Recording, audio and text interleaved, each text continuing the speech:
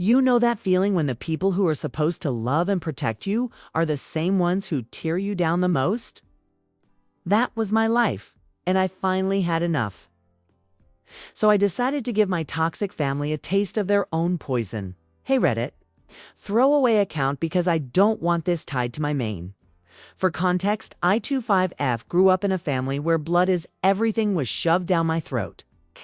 But apparently that rule didn't apply to me. My parents always favored my younger brother, Daniel. He was the golden child who could do no wrong.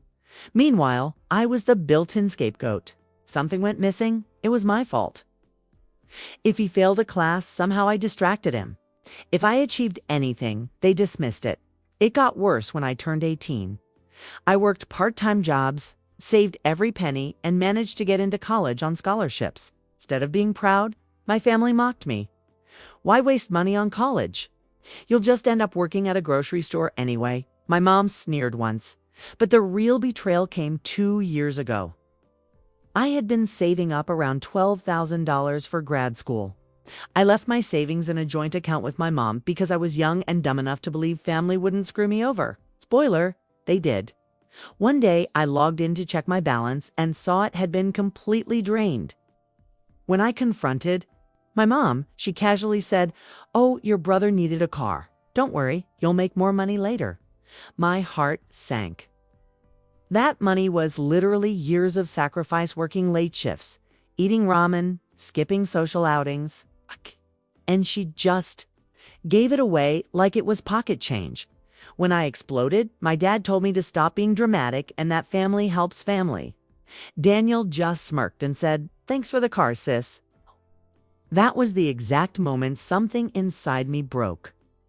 I decided if my family wanted to treat me like garbage, I'd give them a reason to regret it, so I quietly started planning my revenge. Step 1 was financial independence. I picked up extra shifts, applied for every internship, and networked like crazy. Within a year, I landed a remote job in my field that paid 3 times what I used to earn. I didn't tell my family. In their eyes, I was still struggling. Step 2 was patience. Toxic people are predictable. They'll always come back to use you again.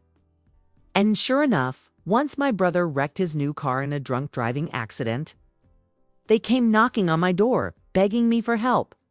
That's when I realized my chance had finally come. When they showed up at my apartment, I almost laughed. My mom had her poor me face on. My dad looked annoyed to even be there. And Daniel looked like a sulking child who had broken his toy and wanted a replacement. They told me Daniel had crashed his car while drunk, and now he needed another one to get back on his feet. The car he had destroyed was my stolen savings, but apparently I was supposed to forgive and forget. I listened quietly while they went on about family responsibility. Finally, I asked, "So, how much do you need from me?" Daniel perked up immediately. "Around 15 grand should do it. You've always been good at saving." My mom chimed in, "Yes, sweetie, you're so responsible. You'll help your brother, right?" Inside, I was seething. But on the outside, I smiled sweetly and said, "Of course, I'll help." That was the moment my revenge plan truly began. For the next few weeks, I played the perfect daughter. I pretended to be broke, but trying my best. I let them believe I was filling out loan applications and working overtime. I even asked Daniel for his car preferences, so he thought I was serious. He gloated to extended family that his sister always comes through. But in reality, I was preparing to cut them out of my life completely. I started moving my money into accounts they couldn't touch. I found a new apartment across the city and signed the lease under my name only. I didn't tell them. I even paid months in advance so I'd never have to worry about sudden emergencies. Meanwhile, I collected every screenshot, bank statement, and text proving they had stolen my money for Daniel's car. Not just because I wanted evidence, but because I wanted to expose them. One night, during a family dinner at my parents' house, I finally snapped. I pulled out my phone and projected every document onto the TV screen. The drained bank account. The "thanks sis" text from Daniel. The dismissive messages from my mom. The room went silent. Then I said, loud and clear, "You all stole from me. You treated me like garbage. And you expect me to save you again? Not a chance. You'll never see another dime from me. Ever." Daniel turned red and shouted, "You're ruining the family." I looked him dead in the eye and said, "No, you ruined this family when you decided my hard work was your personal piggy bank." My mom tried to guilt trip me with tears, but I didn't budge. I grabbed my things, walked out, and left them stunned. Walking out of that house, I realized something powerful. Revenge isn't always about destroying others. It's about reclaiming your power. But don't worry, Reddit. I wasn't done yet. My real revenge was still coming. After I walked out of that house, I thought maybe they'd finally leave me alone. But if you've ever dealt with toxic family, you know it's never that simple. Within days, the guilt-tripping texts started flooding in. "Mom, we're family. You'll regret abandoning us." "Dad, you're being selfish." "Daniel, fine. If you won't help me, don't expect me to ever talk to you again." That last one made me laugh. Like it was some kind of punishment. But here's the thing they didn't know. I had already set the stage for the final blow. See, while they were trying to make me their personal ATM, I had been quietly talking to extended family. Aunts, uncles, cousins, they always wondered why I kept my distance, but they never knew the truth. So I showed them everything. The drained bank account, the texts, the favoritism.